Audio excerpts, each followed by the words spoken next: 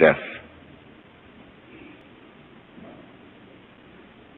This is tremendously important to think about. We put it off.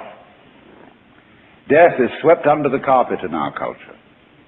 In the hospital, they try to keep you alive as long as possible in utter desperation. They won't tell you that you're going to die. When their relatives have to be informed that it's a hopeless case, they say, don't tell this to the patient.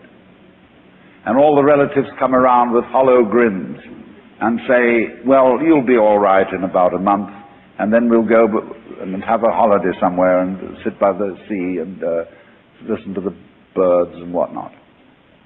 And the dying person knows that this is mockery. Well, of course, we've made death howl with all kinds of ghouls. We've invented dreadful afterlives.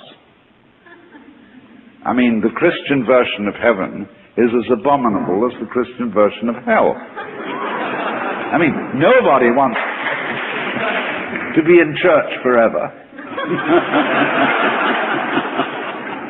Children are absolutely horrified when they hear these hymns which say, prostrate before thy throne to lie and gaze on thee. They can't imagine what this imagery means. So the idea of what might happen after death, well, you're going to be faced with your judge, the one who knows all about you. This is Big Papa, who knows you were a naughty boy and a very naughty girl, especially girl, from the beginning of things. He's going to look right through to the core of your inauthentic existence. And what kind of heebie-jeebies may come up. Or you may believe in reincarnation, and you think that your next life will be the rewards and the punishments for what you've done in this life. And you know you've got away with murder in this life. And of course, awful things are going to happen next time around. So you look upon death as a catastrophe. Then there are other people who say, well, when you're dead, you're dead. Nothing going to happen at all. So what you got to worry about? Well, we don't quite like that idea, because it spooks us. You know, what would it be like to die? To go to sleep and never wake up? Well, a lot of things it's not going to be like.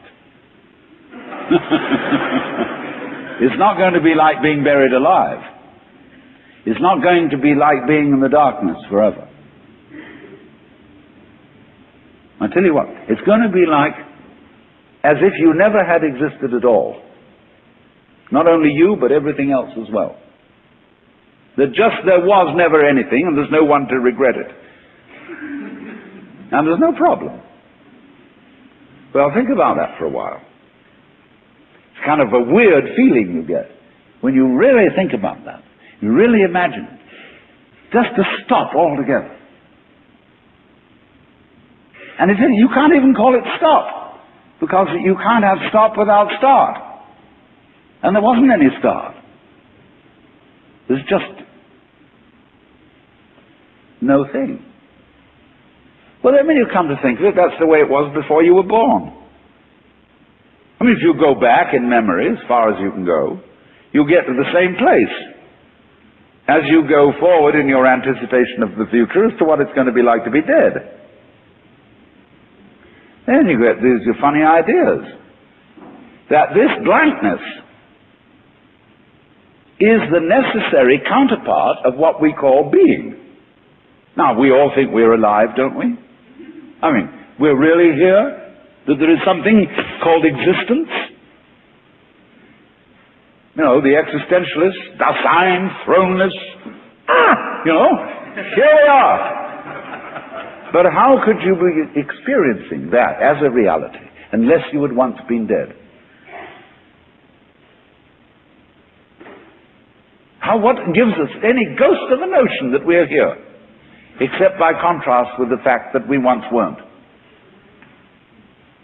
And later on won't we? But this thing is a cycle, like positive and negative poles in electricity.